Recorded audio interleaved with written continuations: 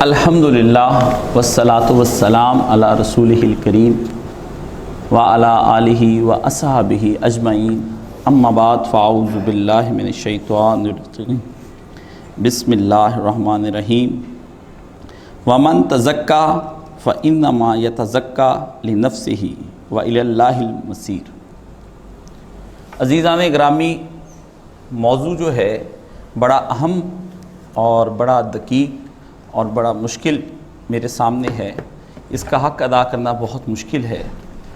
آپ دیکھتے ہیں کہ پیارے نبی صلی اللہ علیہ وآلہ وسلم کے لیے جو دعا ابراہیمی ہے، اس کے اندر جو ایک لفظ آیا ہے وہ یزکیہم، یہ تزکیہ کے موضوع کے بارے میں ہے کہ اور وہ ان کو پاک کرے۔ تو ایسے میں پاک وہ شخص کرے گا جو شخص خود اس پاک ہوگا، ایک بات، دوسرا وہ پاک کے مفہوم کو بھی سمجھتا ہوگا، دوسری بات۔ تو اس لیے یہ بڑا اہم موضوع جو میرے سپرد کیا گیا ہے، اس کے بارے میں ہمیں یہ دیکھنا ہے کہ تزکیہ کیا ہے۔ تزکیہ یہ ہے کہ ایک آدمی اپنے رذائل کو چھوڑ کر فضائل کی جانب کا سفر شروع کر دے۔ جو بری چیزیں اس کے اندر موجود ہیں، جو اللہ اور اس کے رسول کو ناپسند ہیں، ان کو چھوڑ کر کے وہ چیزیں اختیار کر لے جو اللہ اور اس کے رسول کو پسند ہیں۔ اسی کا نام تزکیہ ہے۔ لمبی چوڑی بات اس کے اندر کوئی نہیں ہے۔ یہ ہے تزکیہ کہ آدمی اپنی شرف انسانیت کو پہچان جائے کہ میں ایک انسان ہوں اور خدا نے جو اس کو یہ شرف اور عزت بخشی ہے، وہ اس کے بارے میں سمجھ جائے کہ شرف کس کو کہتے ہیں اور عزت کس کو کہتے ہیں۔ یہ کہ انسان اپنی ذلت سے باہر نکل آئے اور اپنے آپ کو معراج کروائے اور آسمان کی بلندیوں پر لے جائے۔ یہ کہ آدمی ہر اس چیز کو ترک کر دے جو اس کے اور اس کے رب کے درمیان میں ملاقات کے لیے رکاوٹ بن جائے، اس شے کو ترک کر دے۔ یہ کہ اللہ سے آدمی ہم کلام ہونے کے لیے ہر اس شے کو چھوڑ دے اپنی زبان سے کہ جو شے اللہ اور اس کے درمیان میں ہم کلامی کے شرف کو ختم کرتی ہے۔ یہ کہ آدمی اپنی سماعتوں پر وہ پہرے لگا دے کہ جس کے ذریعے سے وہ جہنم کا ایک ایندھن بننے سے رک جائے گا، وہ اپنی سماعتیں روک لے۔ یہ کہ انسان اپنی سوچ کو اپنے رب کی دی ہوئی وحی کے تابع کر دے، اسی کا نام تزکیہ ہے اور کسی شے کا نام تزکیہ نہیں۔ آدمی کا تزکیہ آخر کیوں؟ یہ بات سب سے پہلے ضروری ہے کہ ایک آدمی اگر تزکیہ کرتا ہے تو وہ اس کے بارے میں اہم سوال یہ ہے کہ یہ تزکیہ کیوں کرے۔ قرآن مجید میں جب ہم سورہ النازعات پڑھتے ہیں، وہاں پر اللہ رب العزت نے کہا کہ قُلْ هَلْ لَكَ إِلَىٰ أَن تَزَكَّىٰ، آپ فرعون کے پاس جائیے، اذهب إِلَىٰ فرعون، فرعون کے پاس جائیے، إِنَّهُ طَغَىٰ، وہ اپنا تزکیہ چھوڑ چھاڑ کر طغیانیوں میں چلا گیا ہے، سرکشیوں پر اتر آیا ہے، نافرمانیوں پر اتر آیا ہے۔ پھر پوچھا کہ ان سے پوچھئے پہلے جا کر کے، فَقُلْ، یہ سوال کیجئے اس سے جا کر کے کہ هَلْ لَكَ إِلَىٰ أَن تَزَكَّىٰ، کیا تو یہ سوچتا اور سمجھتا ہے کہ تجھے پاک ہونا چاہیے؟ تجھے پاک ہونے کا سوال تیرے اندر سے اٹھتا ہے یا نہیں؟ کیا تو سمجھتا ہے کہ اس وقت تو اللہ کی فرما برداریوں میں ہے یا نافرمانیوں میں ہے؟ کیا تو یہ سمجھتا ہے کہ تو شرف انسانیت کھو چکا ہے اور انا ربکم الاعلیٰ کی آوازیں دیتا ہے؟ کیا تو سمجھتا ہے کہ اس وقت تو ذلت میں ہے؟ کیا تو سمجھتا ہے کہ تیرے گردا گرد رذائل ہیں اور تو فضائل کو چھوڑ چکا ہے؟ یہ ایک سوال ہوا۔ حضرت موسیٰ علیہ السلام کو جب بھیجا گیا تو کہا گیا پہلے اس کے ذہن میں گفتگو سے بھی پہلے، اس سے یہ گفتگو کرنے سے پہلے یہ سوال اس کے سامنے رکھیے کہ آیا کوئی تزکیہ چاہتا ہے؟ تو بھی سمجھتا ہے کہ میں غلط ہوں، تو بھی سمجھتا ہے کہ میں داغدار ہوں، تو بھی سمجھتا ہے کہ میں غلط راہوں پر ہوں، تو بھی سمجھتا ہے میں گمراہیوں میں ہوں، تو بھی سمجھتا ہے کہ میں سرکشوں میں ہوں، نافرمانوں میں ہوں۔ پہلے یہ سوچ تو پیدا ہو جائے تیرے اندر۔ اس لیے تزکیہ کے سفر سے پہلے آدمی پہلے ایک مراقبہ کر لے اور ایک جگہ ٹھہر جائے، کچھ دیر کو تدبر کرے، کچھ دیر کو فکر اپنے اندر پیدا کرے، ایک سوچ لے کر آئے کہ آیا اس وقت میں جو جی رہا ہوں یہ اللہ کی اطاعت میں جی رہا ہوں؟ آیا اس وقت جو میں اپنی زندگی کا رہن سہن اپنا چکا ہوں یہ میرے اللہ اور اس کے رسول کو پسند ہیں؟ آیا یہ سب چیزیں جو میں کر رہا ہوں یہ اللہ کو محبوب ہیں یا ناپسندیدہ ہیں؟ تو یہ چیز سب سے پہلے اس کے اندر پیدا ہوگی کہ سب سے پہلے فرد اپنے اندر تزکیے کا شعور لے کر آئے کہ تزکیہ بھی کوئی چیز دنیا کے اندر ہے یا نہیں ہے۔ اگر فرد اپنے اندر یہ تزکیے کا شعور نہیں پاتا تو سفر کیسے شروع کرے گا؟ اگر وہ اس کی اہمیت ہی نہیں پاتا کہ مجھے تزکیہ کیوں کرنا چاہیے اور کیوں کا سوال اس کے اندر سے پیدا نہیں ہوتا تو تب بھی وہ کچھ نہیں کر پائے گا۔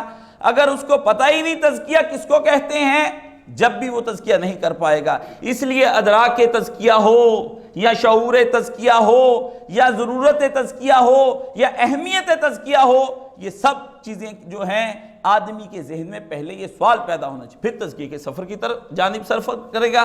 لیکن سفر جب ہی ہوگا پہلے وہ ایک دفعہ بیٹھ کر تول لے۔ یہ جو ابھی ہم سے پہلے عبداللطیف صاحب نے یہ پڑھا کہ کیا کہا کہ انی وجہ تو کہ میں اب اپنا رخ کرنے لگا ہوں کس طرف؟ اس رب کی طرف کرنے لگا ہوں اور اپنی توجہ اس طرف لگانے لگا ہوں کہ جس رب کا میں بندہ ہوں۔ تو پہلے جب اپنا چہرہ اور اپنی سوچ کو وہ پاک کرے گا پھر پاکی کی جانب سفر کرنا شروع کرے گا۔ اس لیے تزکیے کا تعلق انسان کی سوچ کے ساتھ ہے، اس کی فکر کے ساتھ ہے۔ اگر آدمی اپنے اندر یہ سوچ نہیں پاتا، کسی کے کہنے پہ نماز پڑھ لی، کسی کے کہنے پہ روزہ رکھ لیا، آپ کہتے ہیں تو قرآن مجید پڑھ لیا، باپ نے ڈانٹ دیا تو قرآن مجید کھول لیا، یا کبھی کوئی مشکل سرپران پڑی تو قرآن شریف کھول لیا، تسبیح لے کر مسجد میں بیٹھ گئے، رزق کی کمی آ گئی، بچی کا رشتہ نہیں ہوتا اس لیے تزکیہ ہو رہا ہے۔ یہ تزکیہ، یہ تذکیریں، یہ خدا کی یاد اگر دنیاوی کاموں کی بنا پر ہے تو یہ تزکیہ کی جانب سفر نہیں ہے۔ آدمی کو پہلے یہ سوچنا ہوگا کہ تزکیہ کیوں ہے۔ اگر وہ یہ سمجھتا ہے اور یہ ہے کہ مجھے کسی نے پیدا کیا ہے، تزکیہ سب سے پہلے انسان کے اندر مخلوق ہونے کا تصور پیدا کرتا ہے کہ تم خالق نہیں ہو، تم مخلوق ہو، کوئی ہے جس نے تم کو پیدا کیا ہے، تم معبود نہیں، عبد ہو۔ عبد کے مقام پر آدمی کو لے کر آتا ہے، پہلے مخلوق ہونے کا تصور اس کے ذہن میں آئے گا، پھر اس کے بعد اگلی منزل اس کی عبد ہونے کی آئے گی کہ وہ عبد کہے مخلوق تو ہے، سب کفار مخلوق ہیں، جنات مخلوق ہیں لیکن سرکش ہیں، اللہ کو چھوڑ چکے ہیں۔ اب مخلوق سے بھی اگلا سفر عبدیت کا سفر ہے، یعنی خالق نہ مخلوق۔ اب بات دیکھیں، انا ربکم الاعلیٰ کی جو آواز آئی ہے وہ تو تصور ہی نہیں کرتا ہے کہ میں اس قسم کی مخلوق ہوں کہ مجھے تزکیہ کی ضرورت ہے۔ وہ اپنے آپ کو کسی کے سامنے سرنڈر ہی نہیں کرتا، وہ کسی کی نیاز مندی ہی نہیں کرتا۔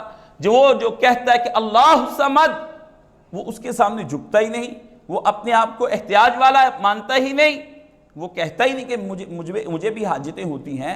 وہ تو خود ایسا فرما روا بنا ہوا ہے کہ وہ خدا کہتا ہے انا ربکم الاعلیٰ، وہ تو آوازیں دے رہا ہے۔ آج کا انسان یہی کہہ رہا ہے انا ربکم، اپنے گھر والوں کو یہ سناتا ہے، دنیا کو یہ سنا رہا ہے۔ آج کا انسان اپنا رب خود بن چکا ہے، اپنی مرضی جو اپنے اوپر مسلط کرے، جو کہے کہ مجھے اپنی زندگی جینی ہے، میرا جسم اور میری مرضی۔ اب آپ دیکھتے ہیں کہ اسلامی ریاست میں یہ پلے کارڈ اٹھائے ہوئے وہ بچیاں جن کی ماؤں کے نام خدیجہ تھے، جو بطول ہوا کرتی تھی، جن کے نام زینب تھے، جن کو جو رقیہ ہوا کرتی تھی، جو ام کلثوم تھی، جو خنسا تھی، جو ام عمارہ تھی، ام سلیم تھی، آج وہاں ان کی بچیاں ہیں۔ یہ ماؤں نے ان کو کلمہ پڑھ کر دودھ پلایا ہے، وہ کہتی میرا جسم میری مرضی۔ آدمی جب تک یہ سمجھتا ہے کہ اپنا خدا میں ہوں، میری یہ سب چیزیں آپ کی نہیں ہیں، یہ ایک تو امانت ہیں، کسی نے آپ کو یہ وجود بخشا ہے، جب تک اس کے ذہن کے اندر یہ نہیں آ جاتا کہ میں کون ہوں، مننا ایک سوال اٹھائے کہ میں کون ہوں، میں کہاں سے آیا ہوں، مجھے کس طرف کو سفر کرنا ہے، یہ جب تک من متا اینا یہ سوال نہیں حل ہو جاتے انسان کے کہ میں کون ہوں، کہاں سے آیا ہوں اور کس جانب کو مجھے جانا ہے، اتنی دیر تک آدمی تزکیے کا سفر نہیں کر سکتا۔ آدمی کو سب سے پہلے ان سوالوں کا جواب اٹھانا ہوگا کہ میں کون ہوں اور کہاں سے آیا ہوں۔ جب اسے احساس ہو جائے کہ میں مخلوق ہوں، اور پھر اسے احساس ہو جائے کہ میرے لیے کوئی ہے جس نے ہدایت کا انتظام کر رکھا ہے، پھر وہ ابدیت کی طرف سفر کرتا ہے۔ جب وہ ابدیت کی طرف سفر کرے گا تو پھر وہ اطاعت کی طرف سفر کرنے کا سوچ لیتا ہے، تب جا کر اس کے اندر یہ سوچ جنم لیتی ہے کہ میں بدلوں گا، مجھے اپنے کھوئے ہوئے فضائل کو دوبارہ سے حاصل کرنا ہے، مجھے ان ذلتوں سے نکل کر شرف انسانیت کا سفر کرنا ہے، تب جا کر کہ وہ اپنے سفر کا آغاز کرے گا۔ ورنہ آپ لوگوں پر مسلط کر دیں گے، ان کے اوپر وہ تزکیہ نہیں ہوگا، وہ قطعاً تزکیہ نہیں مانا جائے گا، وہ وقتی طور پر عبادت ہو جائے گی۔ 4 دن جلدی جلدی فجر کی نماز پڑھتے ہیں، پھر مسجدیں خالی نظر آتی ہیں، چند دن تہجد پڑھی، خدا سے کوئی کام تھا، پھر مسجدیں خالی نظر آتی ہیں، کچھ دن کے لیے قرآن مجید مبینوں کے ساتھ پڑھا کیونکہ ضرورت کے تحت کام نہیں بن رہا تھا، اس لیے یاسین کو مبینوں کے تحت پڑھو، پھر یہ وظائف آ جاتے ہیں۔ جب یہ سب چیزیں آپ کی زندگی میں آئیں تو سمجھ لیجئے کہ ابھی کچھ ہے آپ کے دل میں جہاں خرابی ہے۔ انہو طغا کے مقام پر میں اور آپ کھڑے ہیں، جس مقام پر اللہ نے بتایا کہ فرعون کھڑا ہے اسی مقام پر ہم کھڑے ہیں۔ بس یہ ہے کہ ہم سے اظہار کرنا مشکل ہوتا ہے، ہم اظہار اس مسلم معاشرے میں نہیں کر سکتے ہیں۔ ہاں جب ہمارے اظہار ہم سے مسلم معاشرے کی پابندیاں اٹھ جاتی ہیں تو پھر ہم اظہار کرتے۔ دیکھیے یورپ میں جا کر کے پھر ہمارے ہی بچے ہوتے ہیں، وہ ایتھیسٹ نہیں ہوتے ہیں، وہ سوشلسٹ نہیں ہوتے ہیں، وہ کمیونزم کو نہیں پڑھتے ہیں، وہ ایگنوسٹک نہیں ہوتے ہیں۔ اسی تہذیب کے تو پروردہ ہم ہیں۔ ہم کبھی لادریت کے مقام پر، کبھی دہریت کے مقام پر، کبھی اشتراکیت کے مقام پر، کبھی اجتماعیت کے مقام پر، اور کبھی کسی وطنیت کے نام پر کہاں ہیں ہم کھڑے ہوئے؟ ہم جہاں کھڑے ہیں اس کا مطلب یہی ہے کہ بچے تو مسلمانوں کے ہیں لیکن کفر کی گود کی طرف میں نکل گئے ہیں۔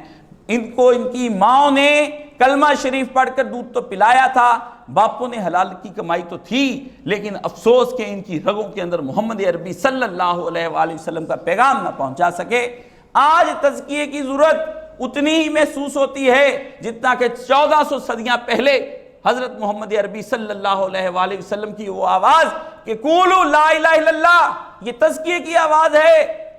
یہ جو آواز ہے یہ تزکیے کی آواز ہے، یہ جو کلمے کی طرف بلایا گیا ہے یہ تزکیے کی آواز ہے، یہ پاک ہو جانے کے لیے آواز ہے کہ آؤ پڑھو کلمہ، کہو کہ میں اپنے وجود کا مالک نہیں ہوں، کہو یہ ہاتھ میرے نہیں ہیں، کہو یہ آنکھ میری نہیں ہے، کہو یہ سماعتیں میری اپنی کان نہیں ہیں، کہو کہ یہ زبان میری نہیں ہے، کہو کہ یہ دل میرا نہیں ہے، کہو کہ یہ دماغ میرا نہیں ہے، یہ شبہات کے اندر میرا دماغ پلتا ہے یہ میرا نہیں، یہ جو شہوات کے اندر میرا دل پلتا ہے یہ میرا نہیں، یہ جو ہاتھ میرے بڑھتے ہیں یہ میرے نہیں، یہ کان جو ہیں یہ میرے نہیں، یہ پاؤں ہیں یہ میرے نہیں ہیں۔ یہ انکار کرو کہ ہم کسی کے اور کے ہیں اور اس کے غلام ہیں، اس کے تابع ہیں۔ کونوا عباد اللہ، اللہ کے بندے بن جاؤ، کیا تزکیہ کر لو، آؤ کسی کی عبادت کی جانب سفر کریں، آؤ کسی کے ساتھ چلیں، آؤ کسی کے سامنے جھک جائیں، لیکن اس جھک جانے کے لیے پہلے ایک ذہن کو تیار کرنا پڑے گا۔ اگر آپ یہ دیکھتے ہیں کہ اس زمین کے اندر سے مجھے ایک فصل لینی ہے تو لازمی طور پر اس زمین کو آپ کو اس کی کھیتی باڑی کا پورا اہتمام کرنا پڑے گا، اس جگہ کی صفائی کرنی پڑے گی، جڑی بوٹیوں سے پاک کرنا پڑے گا، تب جا کر کے آپ کے اور میرے لیے وہ زمین صاف ہو جائے گی، اور پھر وہ کھیتی باڑی، پھر اس پہ پانی بھی آئے گا، پھر اس کے اوپر زرخیزی کے لیے کام بھی کیے جائیں گے۔ لیکن جب زمین ہی شور زدہ ہو جائے تو آپ اچھے سے اچھا پانی دیجئے، آپ اچھے سے اچھا بیج دیجئے، اچھی سے اچھی اس کو خوراک دیجئے، کھاد دیجئے، کیا وہاں سے کوئی شے پھوٹے گی؟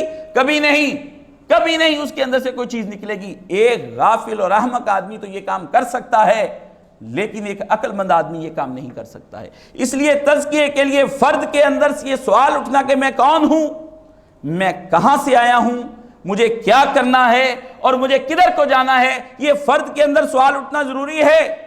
لیکن فرد اگر یہ سوال ہی پیدا نہیں کرتا ہے تو اس کو بھی تزکیے کا شعور نہیں آیا ہے۔ جو مرضی کر لیں، آپ اس کو کہو بیٹا نماز پڑھو، آپ کیوں کہتے ہیں اسے بیٹا نماز پڑھو؟ آپ کی نصیحتیں بیکار کیوں جا رہی ہیں؟ ماؤں کی نصیحتیں بیکار، ڈرتی ہیں مائیں بچوں کے صبح کے وقت دروازہ کھٹکھٹانے سے کمرے سے، باپ ڈرتے ہیں، خوف زدہ ہیں، اندر سے آواز آئے گی ابا جی جائیے، نہ آئے گی اندر سے تو خاموشی کی آواز آئے گی، صبح 10 بجے ٹیبل پر باپ اور ماں کی کلاس لگ جائے گی۔ ہاں بہوؤں کے دروازے نہیں کھٹکھٹا سکتے کہ آؤ اپنے بچوں کو اور اپنے شوہر کو لے کر کے باہر آؤ خدا کے حضور فجر کی نماز میں ہم حاضر ہو جائیں؟ کیوں؟ کیونکہ ان کی زندگیاں آزاد، وہ کہتے ہیں میرا جسم میری مرضی ہے، وہ کہتے ہیں میری زندگی ہے، آپ کون ہوتے ہیں میری زندگی میں دخل دینے والے؟ انسان نے یہ سوچا ہی نہیں میں کون ہوں، میں کہاں سے آیا ہوں، مجھے کس طرف کا سفر کرنا ہے، مجھے کدھر کو جانا ہے۔ جب تک یہ سوال ایک بچے کے، ایک قوم کے بحیثیت اجتماعیت نہیں حل ہوتے ہیں، آپ کو کچھ نہیں۔ یہ پاکستان ہے، کوئی آپ کو کہتا ہے کہ قائد اعظم سیکولر تھے، کوئی کہتے لبرل تھے، کوئی آپ کہتے ہیں وہ اسلام کی طرف بلاتے تھے، کوئی کہتے پہلی تقریر نکالو۔ تو قوم بیچ چوراہے کے کھڑی ہے کہ نہیں کھڑی ہے 70 سالوں سے؟ ہم ابھی تک طے نہیں کر پا رہے ہیں۔ قوم ہی کے تو بچے ہیں جن کی ماؤں نے اور نانیوں نے اسی پاکستان کی سرحد سے پہلے عزتیں گنوائی ہوں، جنہوں نے اپنے شہیدوں کا خون اس کی بنیادوں میں ڈالا ہو، انہی کے بچے آج یہ کہتے ہیں کہ ہمیں سیکولر بن کر جینا ہے۔ تو کیسے جینا ہے؟ تزکیہ سیکولر کی فضا، سیکولر اور لبرل فضاؤں میں نہیں ہو سکتا۔ تزکیہ بچے کے اندر سے پھوٹنے والے سوالوں کا حل کرنا پڑے گا۔ ہم جب تزکیہ کریں گے، جب تزکیہ تب ہوگا جب اس زمین کو ہم خوب پاک کر لیں گے، پھر بیج اس کے اندر بوئیں گے۔ آپ بیج ڈالتے جا رہے ہیں، بیج ڈالتے جا رہے ہیں، چند دن ایسے ویسے کپڑے پہنے، حلیے کچھ بدلے، اور پھر اس کے بعد نکل کھڑے ہوئے۔ دل کی دنیا آباد نہ ہو سکی، انسان ویسے کا ویسا ہی کرپٹ اور ویسے کا ویسا گمراہ۔ ذرا کچھ آندیاں چلتی ہیں، ایمان ہلنے لگ جاتے ہیں اور ہم زلزل ہو جاتے ہیں۔ اس لیے عزیزان گرامی، زندگی کو ایک معنی دینے کا نام تزکیہ ہے۔ اگر زندگی کے کوئی معنی نہیں ہے، اس کا کوئی مفہوم کا آپ متعین نہیں کرتے ہیں، تو پھر وہ زندگی نہیں، بے بندگی ہے، اور جو بے بندگی ہوتی ہے وہ شرمندگی ہوتی ہے اور کچھ نہیں ہوتا ہے۔ آج کا انسان کیسی زندگی جانوروں کی گزار رہا ہے۔ تزکیہ کا بالکل الٹ اگر دیکھا جائے تو حیوانیت ہے۔ ہم حیوانوں کی طرح کی زندگی گزار رہے ہیں، صبح ہوتی ہے، شام ہوتی ہے، زندگی یوں ہی تمام ہوتی ہے، موج کرتے ہیں زندگی میں، کھا رہے ہیں، پی رہے ہیں، جگہ جگہ پہ یہ برگرز کی دکانیں کھل گئیں۔ ہاں، انسان کے شکم کے لیے اتنا اہتمام ہو گیا کھانے کا کہ کھاتے کھاتے آج کا انسان ایسی نہج پر جا کر کھڑا ہو گیا ہے، لذتوں کے اندر کہ اسے سوائے کھانے کے کچھ ہر گھر کے اندر دیکھ لو، یہ بنا لو، وہ کھا لو، وہ بناؤ، یہ کھاؤ۔ کپڑوں اور جوتوں کے اندر مگن انسان، لباس کے اندر مگن انسان، گھر بنانے میں مگن انسان۔ جب ان چیزوں میں مگن ہو جائے گا تو تزکیہ اس کو کب وقت ملے گا؟ کب اسے وقت ملے گا؟ تزکیہ کی راہ میں جو رکاوٹ ہے وہ میں خود ہوں۔ میں خود ہوں کہ میں اپنے آپ کو ہی وقت نہیں دے پا رہا۔ اب تو قیامت یہ آئی ہے کہ گناہ کے بعد بھی آدمی کے پاس اتنا وقت نہیں کہ وہ یہ سوچ لے کہ اس نے ابھی گناہ کیا تھا کہ نیکی کی تھی۔ اب اس کے بعد وقت ہی نہیں ہے۔ اتنا مصروف کر دیا اس مغربی تہذیب نے جو ہم پہ مسلط ہو گئی کہ ابھی ہمارے پاس اتنا وقت ہی نہیں ہے۔ ادھر گناہ ہوا، ادھر ایک اور کام آ گیا، ادھر گناہ ہوا، اب کوئی ای میل پڑھنے والی ہے، کوئی کام کرنے والا ہے، کوئی موبائل پڑھنے، کوئی میسیج پڑھنے والا ہے۔ یہ وہ قیامت ہے کہ ہمیں خود کلامی کے شرف سے اس تہذیب نے محروم کر کے رکھ دیا کہ ہم اپنے آپ سے کلام نہیں کر سکتے ہیں۔ کبھی انسان اپنے آپ سے کلام کرتا تھا، کبھی انسان اپنے ماضی پہ نظر دوڑاتا تھا، کبھی انسان اپنے کیے ہوئے کاموں کی طرف نظر کرتا تھا، کبھی انسان اپنی ذات سے چھاننا لگاتا تھا، کبھی انسان اپنے آپ کو چھانٹتا تھا۔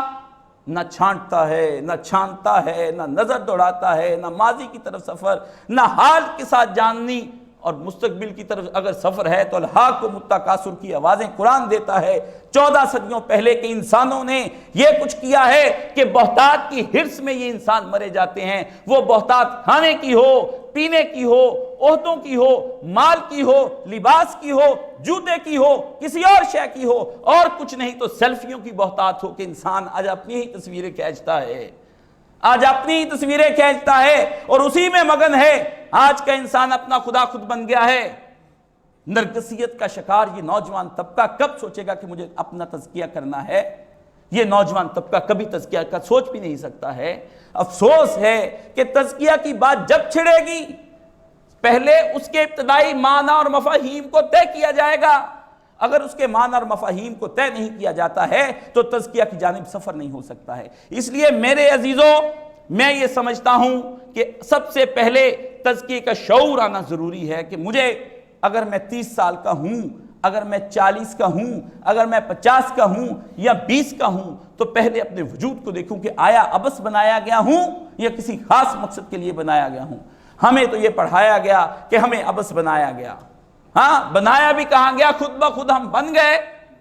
ڈاروین آئے اور آ کر کے اس نے ہمیں بتایا، حضور والا آپ کے ابا کا نام، آپ نے فرمایا فلاں، آپ کو پتہ ہی نہیں، ہم بتاتے ہیں کہ آپ کے ابا اور بزرگ جتنے تھے وہ بندر تھے۔ ہمیں وہ یہ پڑھا گئے اور ہم اس کو آج تک سینے سے لگائے اس ڈاروین کو اور اپنی کتابوں میں پڑھاتے ہیں، اور بندر کی طرح کی کوئی حرکت ہم نے انسان نے نہیں چھوڑی۔ جب اس نے یہ پڑھا، سیگمنٹ اٹھا، اس نے آ کر ہم کو بتایا کہ آدمی کیا ہے، فقط جنسیت کا غلام، اس کے علاوہ کچھ نہیں ہے۔ تو سیگمنٹ فرائڈ کو ہم نے اپنا بنایا، اور پھر اور ایک اٹھا، اس نے کہا سنو، تمہاری اندر جو چیزیں تھی وہ تو بات کی باتیں ہیں، اب جو بن گیا سو بن گیا۔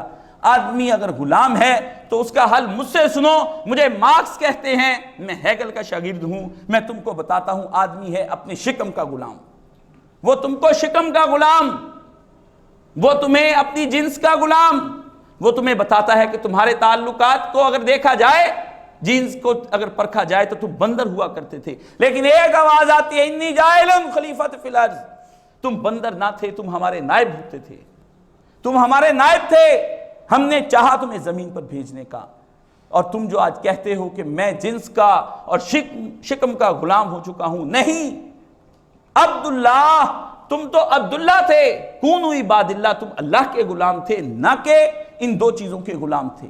آج انسانیت اسی کے گردا گرد گھومتی ہے، اور انسان اپنے شرف سے سریا سے تجھ کو آسمان زمین پر دے مارا۔ ہماری یہ کیفیت ہو گئی، ہمیں پتہ ہی نہ کہا، چاہا اقبال نے کہا اگر چاہوں تو نقشہ کھینچ کر رکھ دوں، مگر تیرے تخیل سے بھی ہے وہ فزوتر نظارہ۔ بتاؤں تجھ کو تیرے آبا کون ہیں، تجھے اپنے آبا سے نسبت ہو نہیں سکتی، کیسے ہو نسبت ہمیں تو بتا رہے ہیں کہ تم بندر کے تھے، تمہارے آبا، ہمارے آبا انبیاء تھے۔ پہلے دن ہی جو انسان زمین پر اتارا گیا، وہ انسان بھرپور شعور، ہدایت اور زندگی کے ساتھ اتارا گیا، اور اس کو معاشرت، طرز زندگی اس کو سکھا کر اتارا گیا، اور نبی کہہ کر اتارا گیا۔ نبیہ کے لفظ حضرت آدم کے بارے میں قرآن مجید میں آتے ہیں، اس لیے وہ کہتے ہوں گے کہ انسان بے لباس تھا تو اس نے لباس بنایا ہوگا، وہ کہتے ہوں گے کہ انسان بے مکان تھا تو اس نے بعد میں مکان بنایا ہوگا، وہ کہتا ہوگا انسان بے نکاحی زندگی گزارتا تھا، بعد میں نکاح کے معاہدے آئے ہوں گے۔ میں نہیں کہتا، میری تہذیب نہیں یہ کہتی، میرے محمد عربی صلی اللہ علیہ وآلہ وسلم نہیں کہتے۔ ملت ابراہیم کی پکار کچھ اور ہے، ملت ابراہیمی کی پکار یہ ہے کہ تم وہ ہو جس کے بارے میں کہا گیا خلقت بیدی، میں تو اے انسان وہ ہوں کہ میں نے خلقت بیدی، اپنے ان دونوں ہاتھوں سے تجھ کو بنایا ہے، ہاتھوں سے بنایا ہے، اپنے ہاتھ سے جس کو خدا تخلیق کرے وہ کیا ہے؟ آدمی کو یہ کہا گیا کہ تم جانتے ہو ہم نے پہلے دن ہی تمہارے اندر وحی کر دی کہ اس چیز کو کھائیو اور اس چیز کو نہ کھائیو، بھلے جنت ہی کے اندر کیوں نہ ہو، بھی چاہے نبی بھی نہیں بنایا، اس سے پہلے شعور نیکی بدی انسان کے ذہن میں اتار دیا، اس سے پہلے جب زمین سے پہلے اس کے ذہن کے اندر شر اور خیر کا شعور دیا، اس سے پہلے حق اور باطل کا اس کو شعور دیا، جبکہ زمین پر ابھی نہیں آیا تھا۔ ایک پریکٹس کروائی گئی نیکی اور بدی کی، ایک خیر اور شر کی، ایک باطل اور حق کی، اس کو پریکٹس کروائی گئی جنت کے اندر، پھر اس کے بعد زمین پر یہاں پر اتارا۔ اس لیے پہلے، سب سے پہلے جب تک یہ سوال نہ ہو جس کو قرآن نے کہا فَقُلْ، اس سے پوچھئے، اس سے بات کیجئے، اس سے ڈائیلاگ کیجئے، اس سے مکالمہ ہونا چاہیے اس فرعون سے، حَلْ لَكَ إِلَىٰ أَن تَزَكَّىٰ، تم مجھ سے یہ بات کرو، تم سمجھتے ہو کہ تم میں بھی کچھ عیب ہیں، تم سمجھتے ہو کہ تم بھی گمراہ ہو چکے ہو، کیا تم سمجھتے ہو کہ تم بھی نافرمانیوں میں ہو، کیا تم سمجھتے ہو کہ کوئی ہے جس کی بغاوتوں میں تم اتر آئے ہو؟ اس لیے قرآن مجید کی اس آیت کو یوں چھوڑ کر کے ہم نکل جائیں تو یہ بڑا غلط قسم کا کام ہوگا۔ قرآن مجید نے اس کے بارے میں اس کے بے شمار جواب دیے، لیکن پیارے پیغمبر صلی اللہ علیہ وآلہ وسلم نے اس تزکیے کے بارے میں پھر جب قرآن مجید میں اللہ نے اگلا مرحلہ کیا، پھر بات کہ اگر کوئی فرد اس بات پہ راضی ہو جائے کہ جی ہاں میں یہ چاہتا ہوں کہ میں اپنا تزکیہ کر لوں، جی ہاں میں چاہتا ہوں کہ میں عبد بن جاؤں، جی ہاں میں یہ تسلیم کرتا ہوں کہ میں مخلوق ہوں، جی ہاں میں یہ چاہتا ہوں کہ میں محمد عربی صلی اللہ علیہ وسلم کی امتی کے طور پر قیامت کے دن خدا کے سامنے متعارف کروایا جاؤں، تو فرمایا یہ بات سمجھ لو کہ اگر تم تزکیہ کرو گے اس میں خدا کا کوئی فائدہ نہیں ہے، خدا کا کوئی فائدہ نہیں۔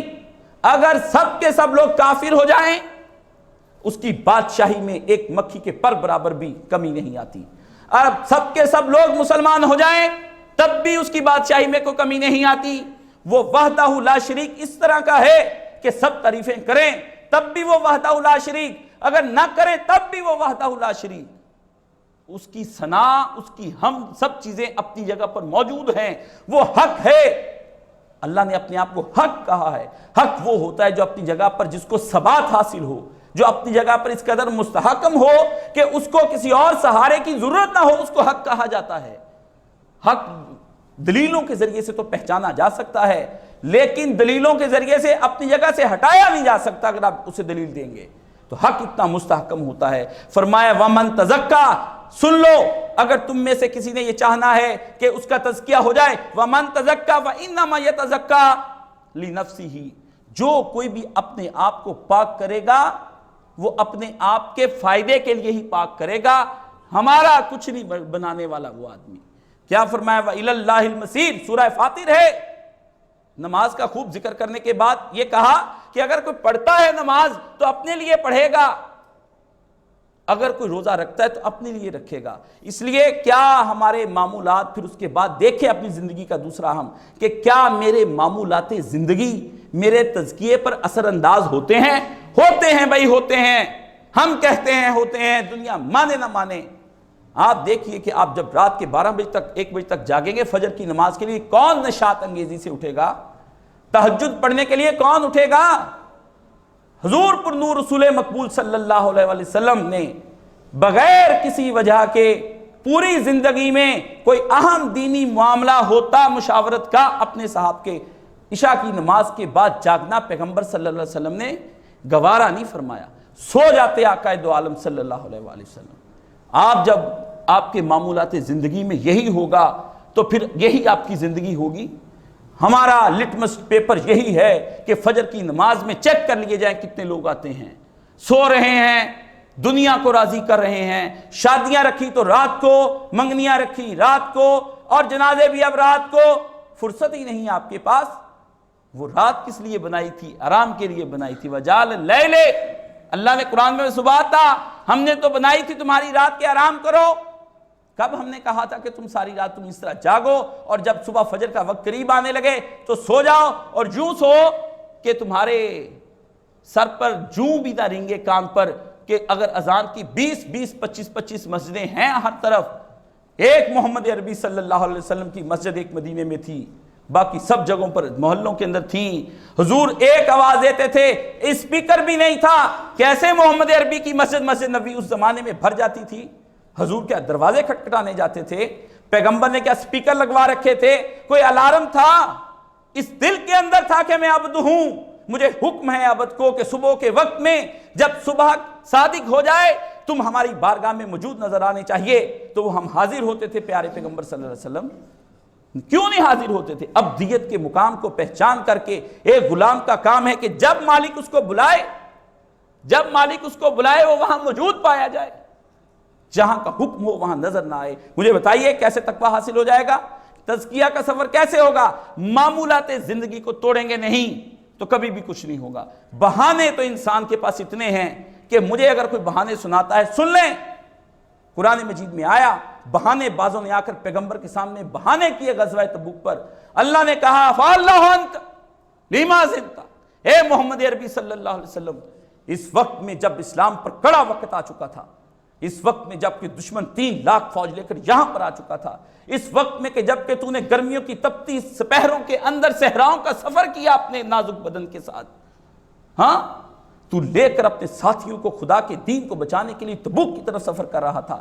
ان بدبختوں نے گھر میں بیٹھ کر عیاشیاں کی ہیں، یہ ٹھنڈی چھاؤں کے اندر بیٹھے ہیں، ٹھنڈے پانی پیتے تھے، اپنی بیویوں اور بچوں کے ساتھ لطف و سرور کی زندگیاں گزارتے تھے، اپنی کھیتیوں کو دیکھ دیکھ کر کاروباروں کو خوش ہوتے تھے۔ آج یہ تجھ سے معافیاں مانگتے ہیں اور یہ کہتے ہیں کہ ہمیں چھوڑ دے، اور تو ان کے بہانے سن کر چھوڑ رہا ہے۔ آج تو ان کے بہانے، ان کو عفا اللہ، تجھے اللہ معاف کرے، ان کو تو چھوڑتا نہ۔ تو نے کیوں ان کو اجازت دی کہ ٹھیک ہے بھائی جیسے آپ نے کہا آپ کو کوئی عذر ہے تو جاؤ، آپ کو کیوں عذر ہے؟ آج اس کڑے وقت میں کھل کر آ جاتے یہ منافقین، ان کے ایمان کو تول لیا جاتا۔ یہ غزوہ نہ تھی، یہ حشر کا ترازو ہے، یہ تبوک نہیں، یہ حشر کا ترازو ہے۔ اس کے اندر تل جائیں گے آج ایمان کہ کون ان سپہروں کے اندر، کون ان گرمیوں کے اندر، کون ان تپتے صحراؤں کے اندر، کون بے سواریوں کے، کون بھوک کے، کون بیماریوں کے سفر کرتے ہیں، آج پتہ چل جاتا۔ آج تو یہ چھوٹ جائیں گے بہانے کر کے، میں بیمار ہوں، ہاں میرے پاس پیسے نہیں ہیں، بیوی کو لے جانا ہے، فلاں کو کرنا ہے، کر لیں گے، تجھ کو دیکھ لیں گے ہم قیامت کے دن۔ خدا نے فرمایا پیش تو ہوں گے، آج میرے نبی کے سامنے تو لیم ایکسکیوز کر کے نکل گئے تم لوگ، کل میں دیکھوں گا کیسے ہے۔ اس لیے اپنے لیم ایکسکیوز کی جو زندگی ہے اس کے اوپر ایک نگاہ ڈالیے۔ اگر آپ نے وہ ایکسکیوز خدا کے سامنے پیش کرنے کے قابل ہیں تو بلا شبہ ہمیں بھی سنا دیجئے، ہم بھی مان جائیں گے۔ آج جب اسلام کے اوپر حملہ ہو گیا، میرا غوطہ مار دیا گیا، میرے غزہ پر گولیاں چل گئیں، فلسطین اور کشمیر کے لوگ تمہیں روتے نظر نہ آئیں اور تم عیاشیوں میں بیٹھے ہو، جب اسلام پر کڑا وقت آ گیا، ایسے ایک اسرت میں یہ غزوہ تبوک سے کیا کم کا سفر ہے؟ الجزائر کو دیکھو، تیونس کو دیکھو، عراق کو دیکھو، شام کو دیکھو کہ آنکھیں بند کر رکھی ہیں تم نے، لیبیا کو دیکھو کیسے مار دیے گئے اور تمہاری سرحدوں کے گردا گرد منڈلا رہے ہیں۔ ایسے وقت میں بھی تذکیہ نہ یاد آیا؟ معمولات زندگی تمہارے نہ بدلے؟ ابھی بھی کاروبار چلیں گے؟ اللہ نے فرمایا سن لیجئے، ایک عالم کا کام ہے لوگوں کو سچ بتا دے، خود پتہ نہیں کہاں وہ تلے گا یا نہ تلے گا، لیکن بیدار کر دے، قم فانذر، ان کو ڈرا دے، اٹھ کر بتا دے ان کو کہ حساب کے دن قریب آ رہے ہیں۔ اور یہ غفلتوں میں پڑے ہوئے ہیں، ایک منٹ کے لیے اپنے معمولات زندگی اور روٹین لائف اپنی ڈسٹرب نہیں کرتے، نہ خدا کے دین کو دیکھیں، نہ محمد عربی صلی اللہ علیہ وسلم کی امت کو دیکھیں۔ الخلق لیا اللہ حدیثیں بھول گئیں، یہ خلق خدا کا کنبہ ہوتی تھی، آج کنبہ خدا کا بکھر رہا ہے، آج خدا کے کنبے کے ساتھ زیادتیاں ہو رہی ہیں اور ہم اپنی روٹین لائف نہیں بدلتے۔ نہ فجر آباد، نہ ظہر آباد، نہ مغرب، نہ عشاء، اچھے دیندار 4 نمازیں پڑھتے ہیں، فجر نماز اپنے وقت پر نہیں ادا ہو رہی مسجدوں کے اندر۔ قیامت آ گئی، 4 بوڑھے مسجد میں آ کر نماز پڑھتے ہیں، وہ پرانے عادی، اب کون؟ اب فجروں کو مسجدوں کو کون آباد کرے گا؟ یہ حی علی الصلاۃ کی آواز نہیں ہے، یہ حی علی الفلاح کی آواز نہیں ہے، یہ آواز ہے ان مسجدوں کی ویرانیوں کی، وہ گونج ہے جو میرے گھروں تک اور تمہارے گھروں تک جاتی ہے۔ یہ چیختی اور روتی ہیں، ہائے آباد کرنے والے کہاں گئے، آ جاؤ ہمیں آباد کرنے والے، ہائے ہماری ویرانیوں کو کوئی ختم تو کرے، تمہارے گھر آباد شاد رہیں۔ لیکن اللہ کے گھر کو بھی کوئی آباد کر جائے، کوئی خدا کو بھی شاد کر جائے، جو پیغمبر اکرم صلی اللہ علیہ وسلم کے سامنے کھڑے ہونے والے، یہ حی علی الصلاۃ نہیں ہے، یہ مسجد کی پکار ہے، صلاۃ کی پکار نہیں ہے۔ آؤ نماز کی طرف، آواز کون؟ مؤذن نہیں دے رہا، مؤذن اس مسجد کے در و دیوار کی ترجمانی کرتا ہے، مؤذن پکارتا ہے کہ آؤ آؤ، ہم تم کو کہتے ہیں کہ خدا ایک ہے، آؤ ہم کہتے ہیں محمد عربی صلی اللہ علیہ وسلم اس کے رسول ہیں، ہم کہتے ہیں کہ آؤ اس دوسرے اشہد ان محمد رسول اللہ کا مطلب یہ ہے کہ طرز زندگی ہو، معاشرت ہو، معیشت ہو، سب کچھ تم کو اسی نبی صلی اللہ علیہ وسلم کے تحت گزارنا ہے، آؤ اس کی طرف، ہم تم کو پکارتے ہیں، آج ہمیں آباد کرو گے تمہارے گھر آباد رہے، ہمیں شاد کرو گے تمہارے گھر شاد رہیں۔ اور پھر بھی یہی کہا کہ اللہ اکبر دوسری دفعہ پکار کر کہا کہ دیکھو نہیں آؤ گے تو اللہ اکبر، اللہ پھر بھی بڑا ہے، پھر بھی سن لو، نہیں آنا چاہتے، اللہ اکبر پھر بھی بڑا ہے۔ کیوں؟ لا الہ الا اللہ، وہ تو ایک ہی ہے جس نے یہ کائنات بنائی ہوئی ہے، اس کو تو کسی اور کی ضرورت ہے ہی نہیں، شرک سے وہ پاک ہے، اما یاسفون جو الٹی سیدھی یہ گفتگویں کرتے ہیں ان سے وہ پاک ہے، اس کو تو ضرورت نہیں ہے۔ اگر ایسے میں اپنی معمولات زندگی کو نہیں بدلا ہے تو سمجھ لیجئے ہم تباہ ہوئے، برباد ہوئے۔ یہ دینی مجالس ہو یا غیر دینی، سب اسی میں آ جاتی ہیں، عشاء پڑھ کر اپنے کارکنان ہوں یا کوئی اور سو جائیں، پھر تقوی کی دوسری راہ جو ہے تزکیہ نفس کے لیے ان غذاؤں کو ترک کر دیں، ان غذاؤں کو ترک کر دیں جو تمہارے تقوی کی راہ میں رکاوٹ بن جائیں، ان غذائی نشوں کو، نشہ اگر حلال بھی ہو تو شریعت میں حرام ہو جاتا ہے اگر وہ نشہ بن جائے، کیونکہ کلو مسکرن کے بارے میں کہا گیا کہ نشہ ہی لگ گیا، اب پزا کھانے کا نشہ ہو گیا، اب سینڈوچ کھانے کا نشہ ہو گیا، اب اس مومن کو بغیر ان چیزوں کے نشے کے زندگی نہیں گزرتی، کڑاہی اس کی کھاؤ، اس کی باٹی کھاؤ، اس کا فلاں مرغ کھاؤ، نشوں میں انسان پھر رہا ہے، غذائی نشوں میں۔ محمد عربی صلی اللہ علیہ وسلم کے پیٹ پر بندھے ہوئے 2 پتھر دیکھ امتی، تجھے اپنے نبی کے پیٹ پر وہ 2 پتھر نظر آنے چاہیے، تجھے اپنی اماں ام المومنین کی وہ حدیث بخاری کی سمجھ آنی چاہیے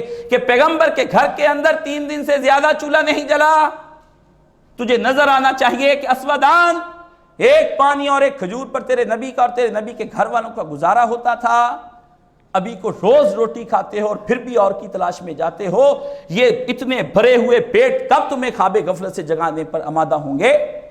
یہ تم کو بھرے ہوئے پیٹ، یہ غذائی بدعمالیاں دراصل تیری اور بدعمالیوں کا موجب ہیں۔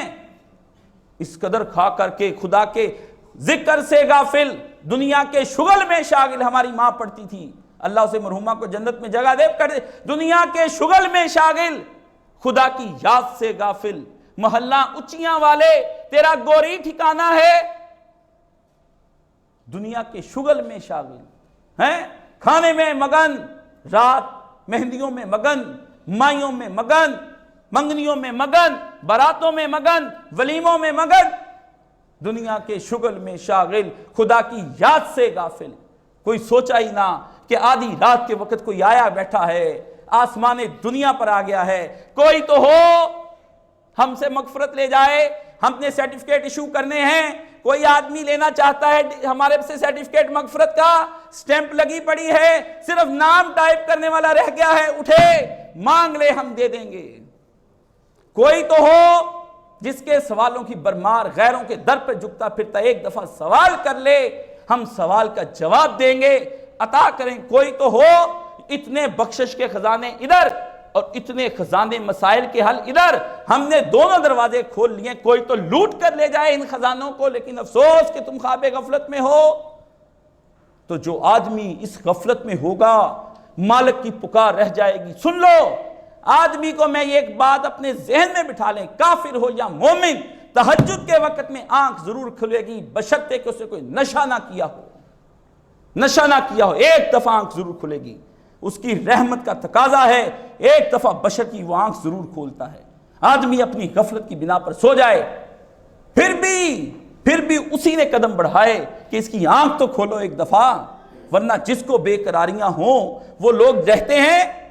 فرمایا نہیں، ایسا نہیں ہو سکتا ہے۔ تو کب تزکیہ نفس ہوگا؟ قرآن مجید بند رہے۔ اب تو مائیں مر گئیں جو نماز کے وقت میں قرآن پڑھا کرتی تھی، صبح صبح اٹھتے تھے، دادیوں اور نانیوں کی سورہ یاسین، سورہ رحمان کی تلاوت کی آوازیں کانوں میں آتی تھی۔ اب تو ماں کی آواز آتی، مننے اٹھ جا، سکول وین آنے والی ہے۔ مننے کی ماں بھی غافل، مننے کا باپ بھی غافل، منا خود غافل۔ پھر جب وہ بڑھاپے میں تمہارے حقوق سے دستبردار ہو جائے گا، جب وہ بڑھاپے میں تمہیں بیٹھے چھوڑ کر جائے گا، پھر تم کس لیے کہتے ہو کہ آج میرا بچہ بڑا ہو کر کے بزرگوں کی عزت نہیں کرتا، ہمیں گھر میں پوچھتا نہیں ہے، ماں کے پاس بیٹھتا نہیں۔ ماں کب اٹھ کر اس وقت مصلی پر بیٹھی تھی، ابا کب اس وقت مصلی پر بیٹھا تھا، ایسا ہی انتظار کوئی ہستی صبح کے وقت میں کیا کرتی تھی، لیکن وہ ہستی واپس چلی جائے کرتی تھی دنیا آسمان سے۔ آج تم بیٹھے ہوئے ہو، کس لیے بیٹھے؟ تو رہو بیٹھے، نتائج تم بھگتو گے۔ قرآن کریم کے لیے، اس کے لیے قرآن کریم پڑھنا ہوگا۔ صبح کے وقت تلاوت کیجئے اور شام کے وقت گھر آ کر کے فارغ ہونے کے بعد چاہے ایک آیت ہو اس پہ ترجمے کے ساتھ تدبر کیجئے۔ یہ جو فتنہ اٹھ کھڑا ہوا ہے کہ تلاوت ہی نہیں کرتے ہیں، جی جو پڑھیں سمجھ کر پڑھیں، ایسا فتنہ اٹھا ہے یہ کہ اس کے پیچھے پڑھنے سے بھی جاتے ہیں۔ یتلو علیہم آیاتہ، آیتیں بھول گئے ہم۔ سید مودودی روزانہ 2 پارے پڑھتے تھے، ان کی بیٹی نے لکھا ہے۔ مولانا اسحاق مرحوم روزانہ 7 پارے تہجد کے اندر پڑھتے تھے۔ کون پڑھتا ہے؟ ابو الحسن علی ندوی کہتے ہیں ہمارے گھر میں عورتیں گھر کا کام اور جھاڑو دیتے دیتے 2-3 سپارے ویسے ہی پڑھ جایا کرتی تھیں۔ جن کے گھروں میں یہ سپارے پڑھے جائیں، تلاوت کلام پاک جاری ہو، الف لام میم، کوئی ترجمہ ہے اس کا؟ فرمایا 30 نیکیاں ہیں۔ ہم نے تلاوت قرآن اور ناظرہ کو ابس جان لیا، اس کے پیچھے پھر سارا قرآن سمجھ کر پڑھوں گا میں، عمر ہی نہیں وہ آتی جس میں سمجھ کر پڑھنا۔ اوہ ابھی دل تو لگاؤ اس کے ساتھ، ایک وقت میں تلاوت کا حق ادا کرو، چاہے تمہیں ابھی سمجھ آتا ہے پورا یا نہیں، اور دوسرے وقت میں اٹھ کر کے تم اس کو تدبر کرو اور اپنی اولاد کو بٹھا کر پڑھاؤ۔ اور پھر دوسری چیز، اپنے نبی کی احادیث سے جڑ جاؤ، جھوٹی حدیثوں سے پرہیز کر لو۔ اس آدمی کے جھوٹا ہونے کے لیے پیغمبر نے فرمایا اتنا ہی کافی ہے، اتنا ہی کافی ہے کہ وہ جو سنے اسے بغیر تحقیق کے آگے بڑھا دے۔ اب جھوٹی حدیثیں رسالوں میں بھی چھپتی ہیں، دینی اجتماعات میں منبر پر بیٹھ کر بیان کی جاتی ہیں۔ عجیب بات ہے، قیامت آ گئی، جو آدمی سادہ جھوٹ پر نہ بخشا جائے گا وہ محمد عربی صلی اللہ علیہ وسلم پر جھوٹ باندھ رہا ہے منبر پر بیٹھ کے، اور کبھی کسی نے تحقیق نہیں کی ان چیزوں کی کہ موضوع ایک ہوتی ضعیف موضوع روایات سنائی جاتی ہیں۔ اپنی اولادوں کو صحیح احادیث سے آشنا کر لو، صحیح احادیث آ گئی، الترغیب والترہیب صحیح آ گئی، ریاض الصالحین آ گئی، اللؤلؤ والمرجان صحیح آ گئی، لے لو اپنے نبی کی کتابیں۔ نہیں 70,000 کا موبائل ٹیلی فون بیٹے کو تحفے میں دیا ہے، یہ بڑی سی LCD لا کر ہم نے رکھ دی ہے، بیوی کو گاڑی ملا دی ہے، فلاں کو کار دلا دی ہے، میری برتھ ڈے پر گفٹ۔ کبھی تو بچوں کو اپنے خدا اور اس کے رسول سے آشنا کرو۔ کوئی گھر میں لائبریری نہیں، ٹی وی لاؤنج ہے، محمد عربی صلی اللہ علیہ وسلم کی دین کے لیے گھر کے اندر کچھ نہیں ہے، غریب الدجار ہو گیا نبی کا ہے۔ وہ دین جو بڑی شان سے نکلا تھا آج اپنے ہی دیس میں غریب الغربا ہے، آج اپنے ہی گھروں میں ہمارے نہ تفہیم نہ معارف کچھ بھی نہیں، لائبریریاں بند پڑی ہیں۔ اور پھر فرمایا نوافل نماز پڑھو، جو لوگ نماز نہ پڑھیں وہ نوافل پڑھیں گے۔ تزکیہ چاہتے ہو تو نوافل پر زور دے دو، کیونکہ اس وقت کفر کی تہذیب جس قدر قوت سے آ رہی ہے، اب تو سنن اور فرائض اور نوافل اس قدر بڑھا دینے چاہیے، اس قدر بڑھا دینے چاہیے کہ اب ایمان گھر کے اندر سے ہی لوٹا جا رہا ہے۔ اب ایمان لوٹنے کے لیے گھر میں ہی بچے اپنے ہی ڈاکو بن گئے ہیں، پراؤں کو بچے نہیں۔ اب ہمارے اپنے ہی بہن بھائی ڈاکو ہیں، اب اپنی ہی بیوی اور بچے ڈاکو ہیں۔ مسلمان اپنے غفلت سے دور ہو کر اپنے ایمان کو بچا لے، آج اپنے ہی تیرے گھر میں تیرا ایمان چھیننے کے لیے آ گئے ہیں۔ اور پھر روزہ، سرکار نے فرمایا روزہ رمضان کس قدر گراں تم پہ صبح کی بیداری ہے، ہم سے کب پیار ہے، نیند تم کو پیاری ہے، نیند پیاری ہو گئی۔ رمضان میں تو بڑی مشکل سے اٹھتے ہیں، روزے کا اہتمام ایسے کھایا پیا جاتا ہے کہ اللہ ہی معاف کر دے، صبح بھی افطاریاں، شام کو افطاریاں اور صبح سحریاں ہو گئیں ہوٹلوں کی۔ ایمان لوٹ کے لے گئے تمہارا، جو تدبر کے وقت تھے، رونے کے وقت تھے، گریہ زاری کے وقت وہ کہاں چلے گئے؟ اور جی بڑی بڑی دینی جماعتیں عید ملن پارٹی بھی کرتی ہیں اور افطاریاں بھی کرواتی ہیں اور 20 کھانے بھی رکھتی ہیں اور درس کروائے جاتے ہیں۔ روزہ آپ کو ضبط نفس سکھاتا ہے، روزہ آپ کو تقوی سکھاتا ہے، روزہ آپ کو سکھاتا ہے غریب کو کیا سکھائے گا یہ روزہ؟ یہ روزہ تو سکھاتا ہے کہ یہاں کی مٹن کڑھائی تو اچھی نہیں، فلاں کا پیکیج اچھا ہے، یہ سکھاتا ہے۔ یہ روزہ سکھاتا ہے کہ یہاں کے نان اچھے نہیں، یہ روزہ تو سکھاتا ہے کہ وہ اچھا پیکیج دیتے ہیں 300 روپے میں، وہ 400 روپے میں ایسا دیتے ہیں۔ یہ روزہ تو کچھ اور سکھا رہا ہے تم کو، تو پھر میرا تمہارا کہاں پر ہوگا؟ میں کیا تدبیریں بتاؤں؟ تدبیریں تو تمہاری تہذیب کے اندر پھر رہی تھیں۔ اذان تدبیر ہے، روزہ تدبیر ہے، قرآن تمہارے گھر میں تدبیر ہے۔ اسی سے امت تباہ کی طرف چلی گئی۔ اور پھر حج عمر گزر جاتی ہے، دبئی لے جاؤ، ہاں بچوں کو امریکہ کا چکر لگوا لو، اور اب حج پر تو سیلفیاں اس قدر سن لیں، جو خدا کے گھر میں جا کر بھی سیلفیاں لیتے ہیں۔ اپنے حج اور عمرے کی خیر منائیں، بس پھر کہاں پہ ہے حج اور عمرہ؟ حرم کے اندر ٹیونے بجیں، اس کے بغیر جیتے نہیں ہم، مر جائیں گے کیا؟ ہمارے بڑوں نے صدیاں گزار دی ان چیزوں کے بغیر۔ لیکن اب تو نہیں جی، یہ ضروری ہے۔ اختیار کی طاقت کے بارے میں یہ بات سمجھ لیجئے کہ انسان نے پہلے ہی اختیار کی طاقت پا کر اپنی ذات کو برباد کر لیا ہے۔ اب اس اختیار کو اس قدر ضرب دے کر جس کو تم ٹیکنالوجی کہتے ہو، یہ اختیار ضرب اختیار ہے، اس کو اس قدر بڑھا لیا ہے آج کے انسان نے کہ اس اختیار جس کو ٹیکنالوجی جدید لفظوں میں کہتے ہیں، اپنے ہی گناہوں میں اضافے کا باعث تو ہوئی ہے۔ اس کے لیے کوئی کام کی بات اس کے اندر سے نہیں آئی ہے۔ بچوں کو باپ کی ہم نشینی میں اثر نہیں، ماں کو بچوں کی ہم نشینی میں اثر نہیں، وقت ہی نہیں کسی کے پاس بیٹھنے کا، تو کیسے یہ ہوگا؟ اور پھر فرمایا انفاق فی سبیل اللہ، یہ بھی ایک تدبیر ہے کہ اللہ کی راہوں میں دو، اللہ کی راہوں میں دو،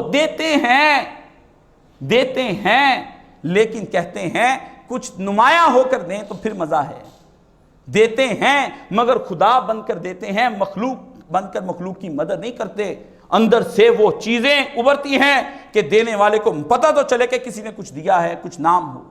اور پھر فرمایا تمہارے تزکیے کے لیے ایک لٹریچر تھا کہ تم صالحین کی سوانح حیات پڑھا کرتے۔ کون صحابہ کی پڑھتا ہے کہ ہم سے کہتے ہیں کہ جناب کتاب بتائیں، سیر الصحابہ اردو میں چھپ گئیں، پڑھی ہیں بند، کون خریدنے جائے گا؟ سستی بھی تم کو دے دے تب بھی نہیں خریدو گے، کتاب خریدتے وقت مہنگی، جوتا خریدتے وقت سستی۔ 4000 کا جوتا، یہ جو سوٹ ہیں اور عورتوں کے لہنگے، ان کے میک اپ اور ان کے جیولری کے سامان، دن رات پلازوں میں گھومتی ہوئی یہ ماری ماری پھرتی مائیں، یہ بیٹیاں، یہ بہویں، یہ کیا لائیں گی؟ یہ کہاں سے لائیں گی؟ حسین ابن علی بطول باش و پنہاشو ازیں اثر، بطول بند اور چھپ جا اس زمانے کی آنکھ سے، پھر تیری گود میں حسین ابن علی آئیں گے۔ اقبال کہتا چھپ جا، یہ کہتی ہے منظر عام پر آؤں گی، کیسے بچے جنے گی؟ اور جو گھر بیٹھی ہے، نقاب ڈالے بیٹھی ہے اور پھر بھی ذمہ داری پورا نہیں کرتی، وہ ان کے برابر ہی ہے جو بازاروں میں پھرتی ہیں۔ ذمہ داری کا احساس ہے، ذمہ داری کا احساس ہے۔ اور پھر فرمایا ترقی کی راہ میں یہ تمہارا پرنٹ میڈیا، تمہاری فیس بکوں کے سٹیٹس، لمحے لمحے بعد دینی جماعتوں کے لوگ بھی ہم سے آ کر کے وائی فائی کا پاسورڈ پوچھتے ہیں۔ ہم کیا بتائیں گے پاسورڈ؟ میرے پاس آتے ہیں صبح شام 6 سے 8، اندر داخل ہوتے پوچھتے ہیں ذرا پاسورڈ بتائیے گا۔ کیا بتاؤں تم کو پاسورڈ؟ دین سیکھنے آ رہے ہو، بیٹھے ہیں 6 گھنٹے، عالم بات کر رہا ہے، یہ کچھ اور کر رہے ہیں۔ جب سید مودودی کے دور میں اجتماع قائم ہوا کرتی تھی تو کیا وہ موبائل فون ہوتے تھے؟ اہم فون گھر میں رہ جاتے تھے، مرتے نہیں تھے لوگ، مر ہی جائیں گے۔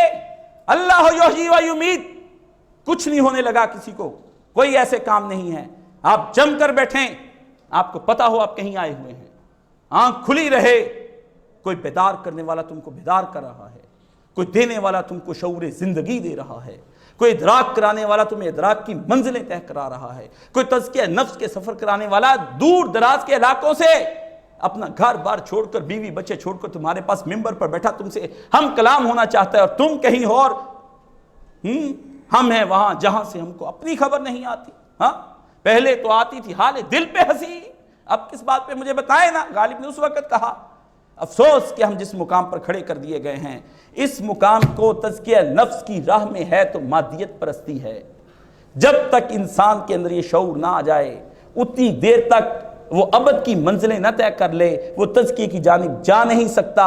اپنی روٹین کی زندگی کو توڑے، اپنے نبی کی بتائی ہوئی ذمہ داریوں کا احساس پیدا کرے، پھر عبادات اس کے تزکیہ نفس کی معاون ہو جائیں گی، اس کے نفس کو پاک کریں گی، پھر اس کی کمائی ہوئی روٹی رزق حلال اس کو پاک کرے گی، پھر اس کی جاگی ہوئی راتیں اس کے اوپر تدبر بن کر کے نور بکھیرتی ہوئی آئیں گی۔ یہ دل کی دنیا، مجھے یہ ڈر ہے کہ دل زندہ کہیں تو نہ مر جائے، یہ مر گیا ہے، اس کو زندہ کیجئے۔ تزکیہ تب ہوگا جب تزکیہ کا شعور ہوگا، جب ابدیت کے مقام کو پائیں گے، پھر عبادت تمہاری معاون ہو جائیں گی۔ کیا ہے؟ بات کو ختم کریں اور وہ قصہ سنائیں۔ حضرت ابو ہریرہ کہتے تھے بتاؤ وہ شخص جس نے ایک سجدہ بھی نہیں کیا اور جنت میں چلا گیا، ایک بھی نہیں کیا جنت میں چلا گیا، نہ بتا سکے۔ کہ اللہ کے رسول کے دور میں اسیرم تھا، پیارے نبی صلی اللہ علیہ وسلم کے بارے میں متذبذب تھا، کشمکش تھی، ایک گو مگو کی کیفیت تھی، کروں مانوں یا نہ مانوں، مانوں یا نہ مانوں۔ پھر نبی گئے سفر پر، جہاد پر، پھرتا پھراتا آیا، اپنی زمینوں سے واپس آ کر کے اہلیہ سے پوچھا رونق نظر نہیں آتی مدینے میں؟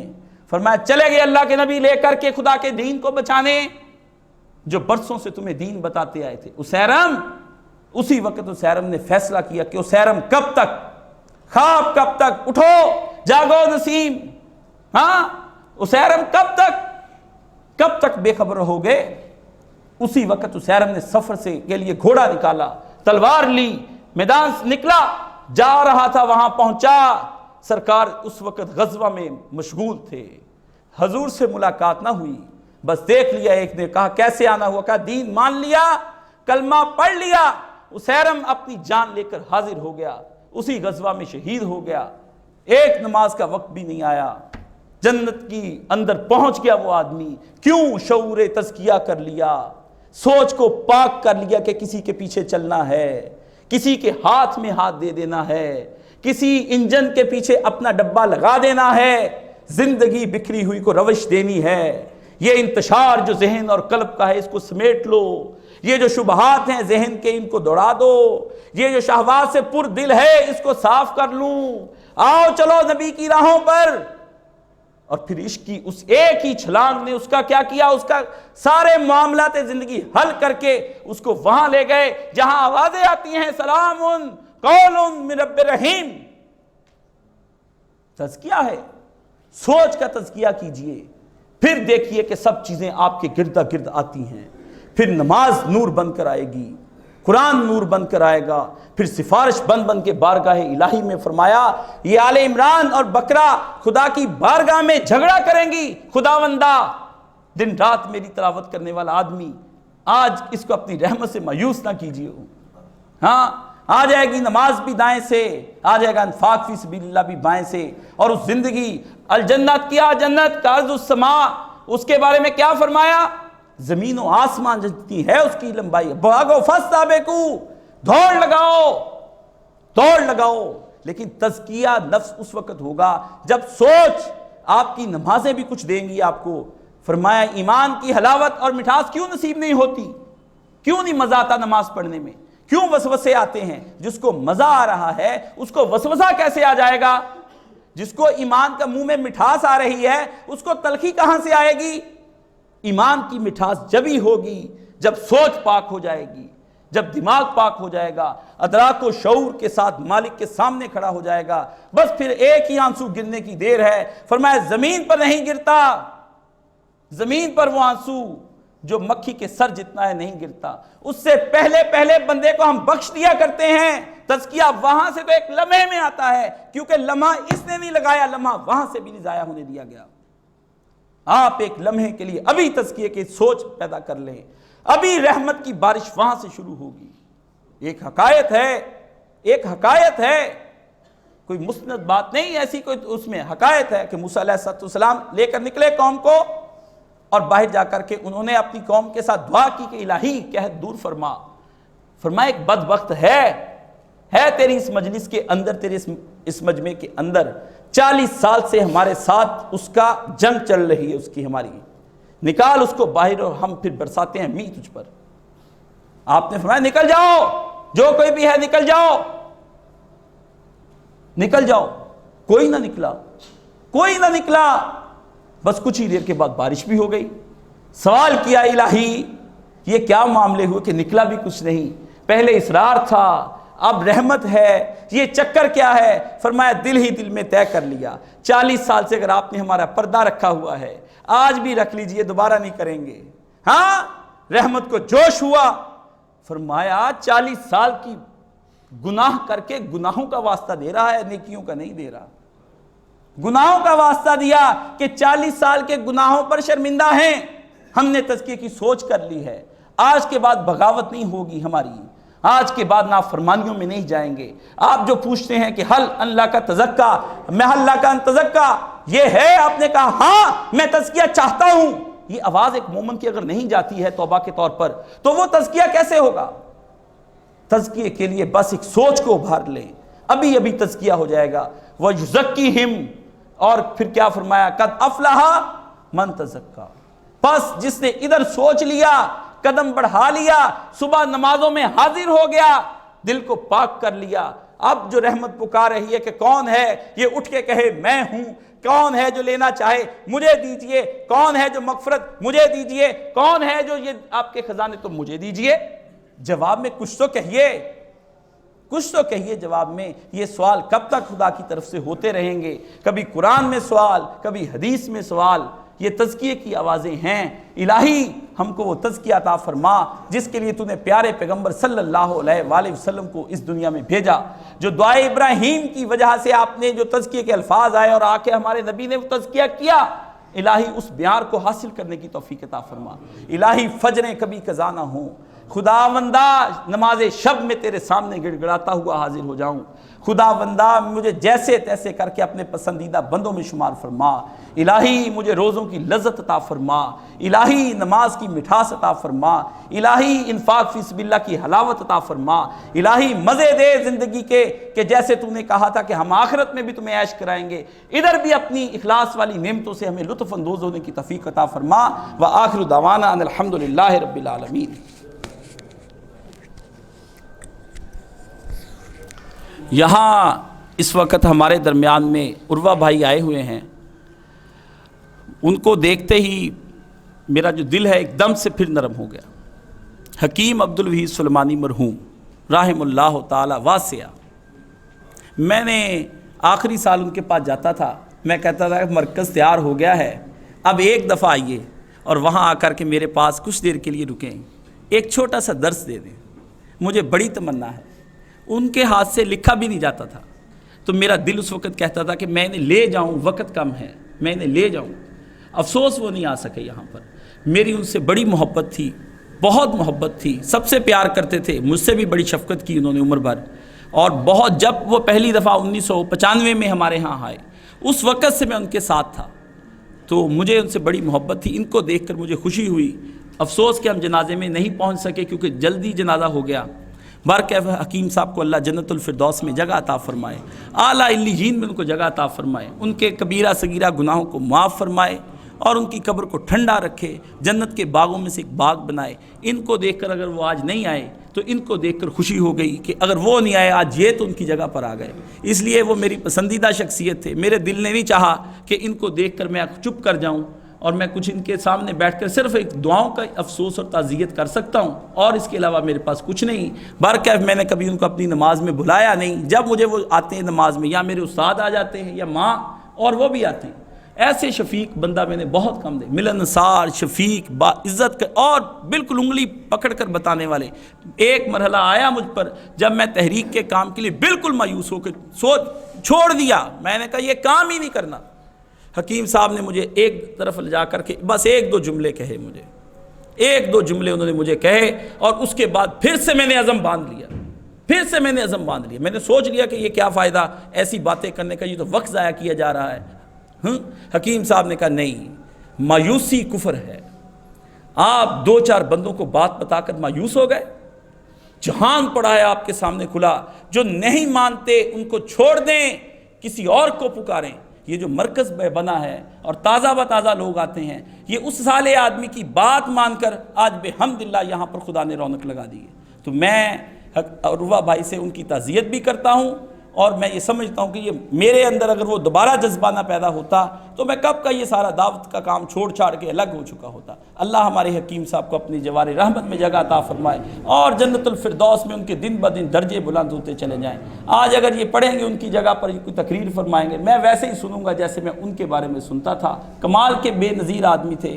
اللہ ہم سب کو جنت میں اکٹھا فرما دے، اور ہمارے استاد مرحوم مولانا محمد اسحاق صاحب جنہوں نے ہمیں متعارف کرایا، ورنہ ہم جانتے ہی نہیں تھے کن کو، یہ اس اللہ کے ولی نے، اس کی یہ بھی انہی کے فیض ہے، یہ انہی کا فیض ہے۔ یہ بہار جو آج آئی ہوئی ہے، یہ سب پود انہی کی لگائی ہوئی ہے۔ تو اللہ تعالیٰ ان سب کو جنت الفردوس میں جگہ دے اور ہمیں بھی جنت میں سب کے ساتھ اکٹھا فرمائے۔ وآخر دعوانا الحمدللہ رب العالمین۔